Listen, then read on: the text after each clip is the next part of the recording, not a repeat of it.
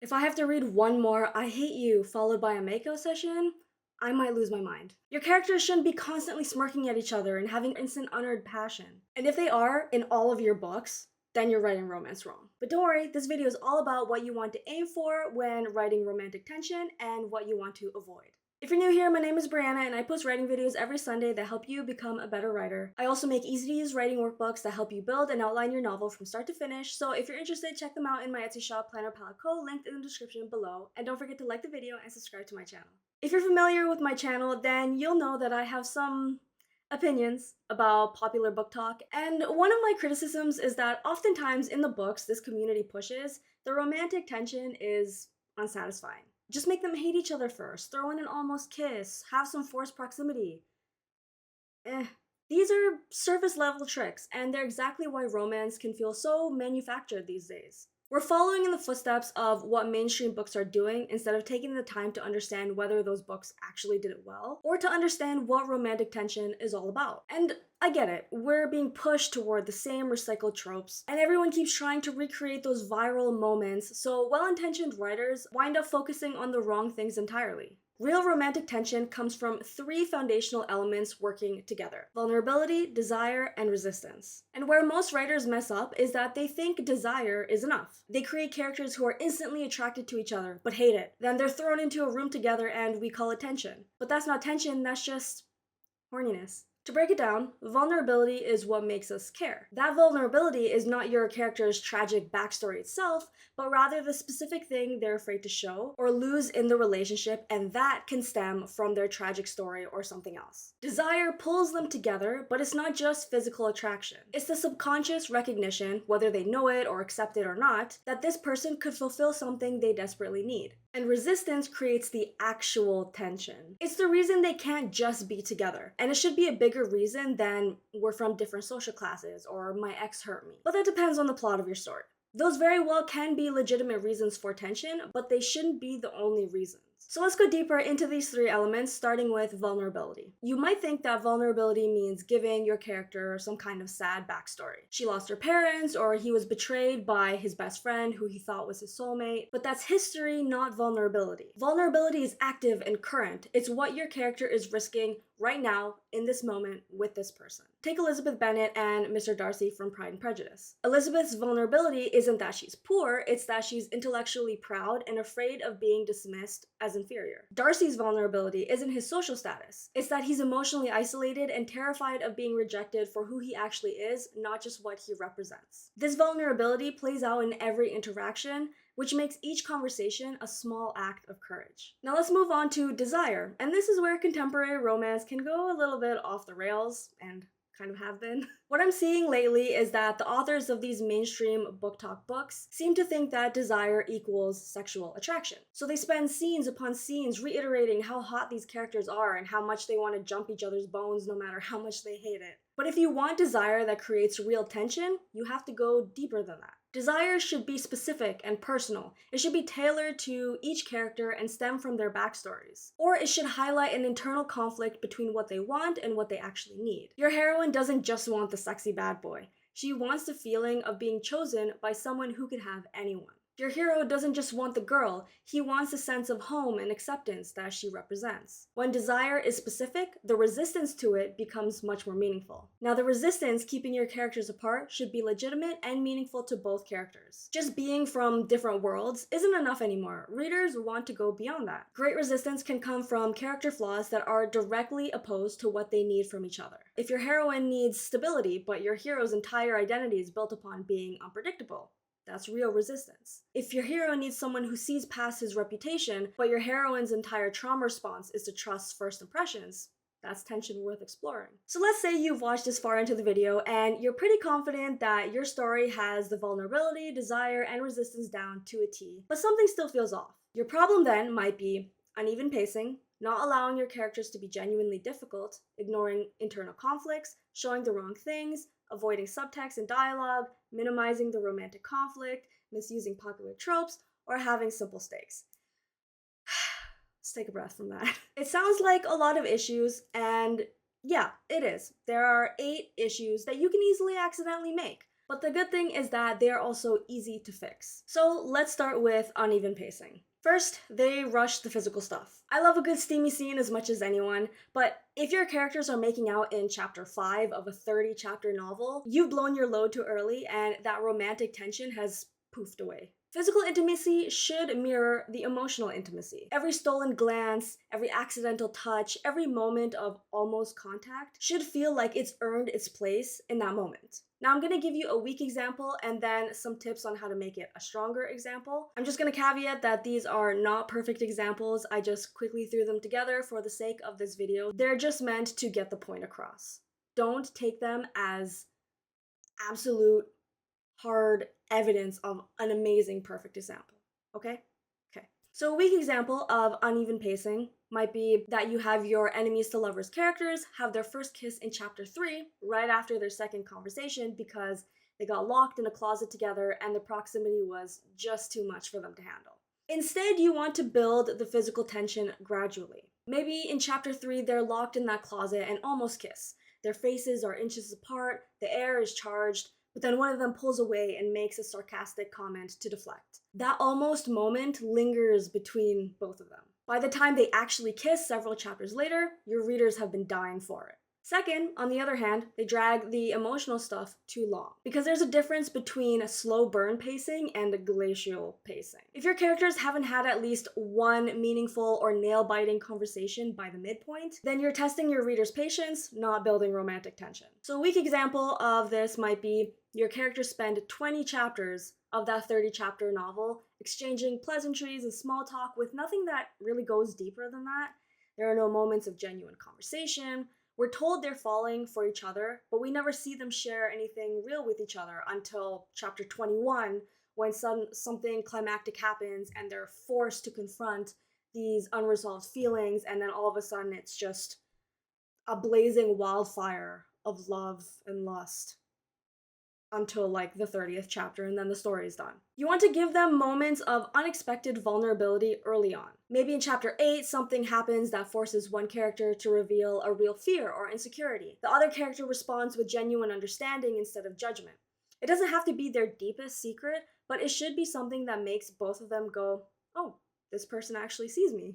I didn't expect that. Another thing that can nix romantic tension is when writers are afraid to let their characters be genuinely difficult. They create conflicts that are easily resolved with one honest conversation because they're worried about making their characters unlikable for too long. But characters who are easy to love make the chase too easy, which minimizes a lot of the romantic tension. If your character's biggest flaw is being too selfless or being too protective, those characteristics alone don't build complex characters. This just becomes wish fulfillment. Real people have annoying habits, blind spots, and defense mechanisms that might push people away. A character who's terribly afraid of commitment should sabotage their relationships in specific, frustrating ways that make sense for their psychology. So a weak example of this might be that your heroine's only flaw is that she works too hard and cares too much about others. But when conflict arises, she immediately apologizes and perfectly explains herself in a way that immediately diffuses the situation. Everyone thinks she's wonderful. Instead, give her a real flaw that creates actual problems. Maybe she's so terrified of being a burden that she actively pushes people away when she needs help the most. She says cutting things she doesn't mean. She disappears when things get hard. And your hero is frustrated because he wants to be there for her, but she won't let him in. Now you have real tension where her flaw directly conflicts with what the relationship needs. Now most romance writers understand external obstacles. That's family disapproval, trying to make it work long distance, or maybe even fighting on opposite sides of a war. But they often ignore the internal obstacles, and that's where the real tension lives. External obstacles create plot, internal obstacles create emotion. Your character's internal fears, desires, and resistance should be doing the heavy lifting, while the external obstacles provide the framework that those internal elements operate within. When a character who's been battered and betrayed by past relationships chooses to sacrifice everything for the one person who showed them a better way to love, that's when readers cry. So a weak example of this might be the only thing keeping your characters apart is that her parents don't approve of him. Both characters want to be together and have no personal reservations. They're just waiting for external permission.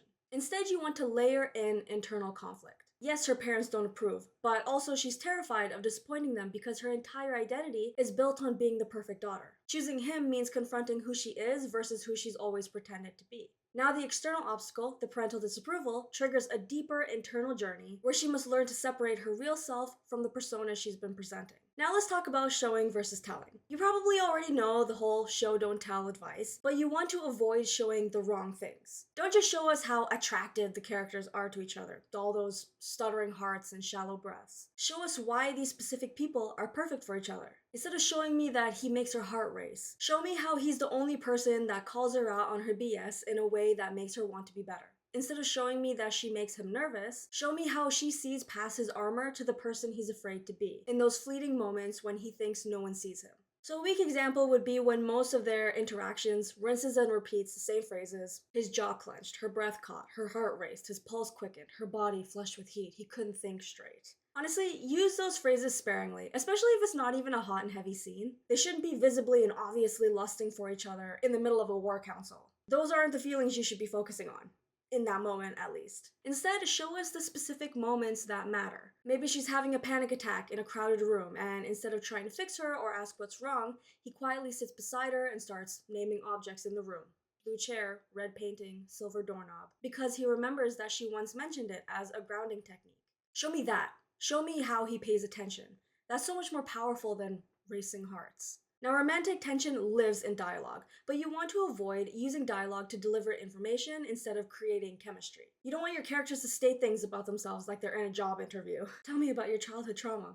That's too straightforward and simple. Good romantic dialogue has subtext. They say one thing but mean another. They deflect with humor when things get real. They have inside jokes and ways of communicating that are specific to their relationship. Every conversation should feel like a small dance between getting closer and pulling away. A weak example of this kind of narration might say, I have trust issues because my ex cheated on me, she said. I understand. My father abandoned us, he replied. We should work through our issues together. Yes, that would be therapeutic.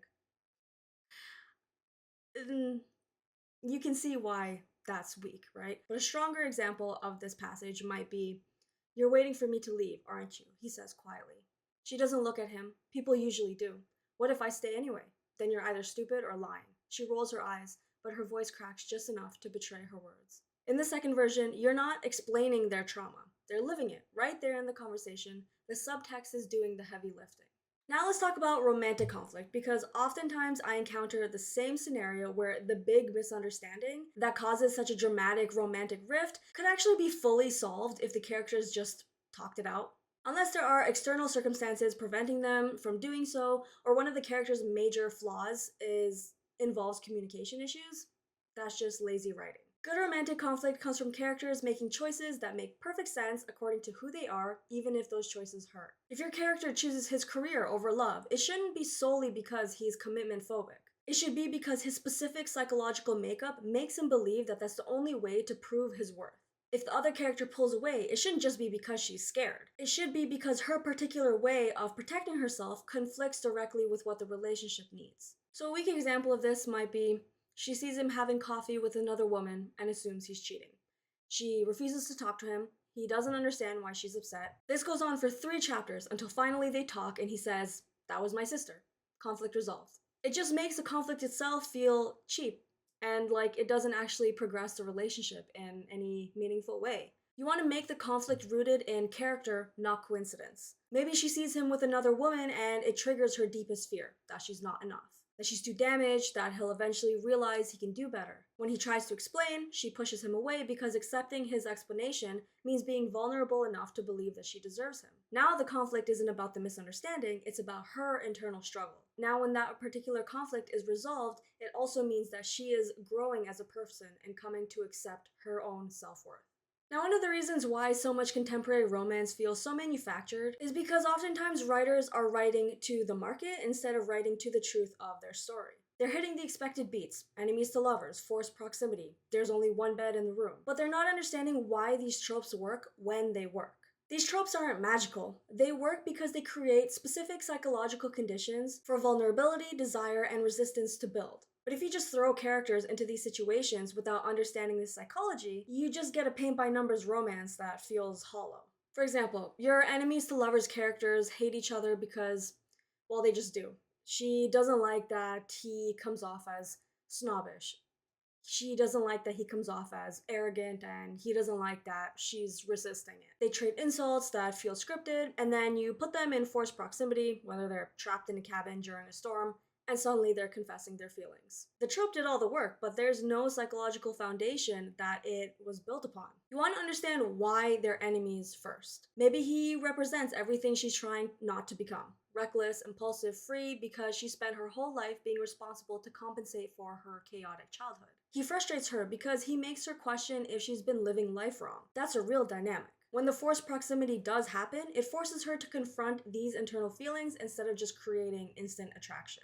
And finally, let's talk about stakes. Most romantic tension falls apart because the stakes aren't high enough or aren't specific enough. Will they end up together? Isn't enough for a romance novel because, for the most part, readers know that they will. But even if it's just a romantic subplot to a larger conflict, and the couple might not actually be together in the end, that shouldn't be the only stakes that are posed. You want readers to be thinking as they read, what will they have to sacrifice or become to be together? The stakes should be personal and meaningful. Not just will she choose love or her career, but will she choose the version of herself that's scared and safe or brave and vulnerable? That external choice reflects the internal transformation, and depending on your story and your character, it can go either way. So a weak example of this would be where the only question that's posed is, will they be together or not? There's no personal cost to either choice. If they end up together, it's great. If they don't, they'll both be fine and probably find somebody else. Instead, you want to make the stakes about their identity and transformation. If he chooses love, he has to give up the carefully constructed walls that have protected him since childhood, which means risking the kind of pain that almost destroyed him once before. If she chooses her career, she's choosing the path her family expects, which means never discovering who she could be without their approval. So before you write your next romantic scene, get out a pen and paper and answer these questions. What is each character's specific vulnerability in this relationship? What do they desire from each other that goes beyond physical attraction? What internal resistance is keeping them apart, and how does it manifest in their behavior? And what are the stakes if they choose love, and what are the stakes if they don't? Every time you write the next romantic scene, your answers to those questions may and should change in some way. So if you can't answer these questions specifically, then you have some homework to do. Thank you for watching. If you like this video, you might want to watch this one next. And if you need some extra help writing romance scenes, feel free to check out my romance workbooks on my Etsy shop linked in the description below. Until the next chapter.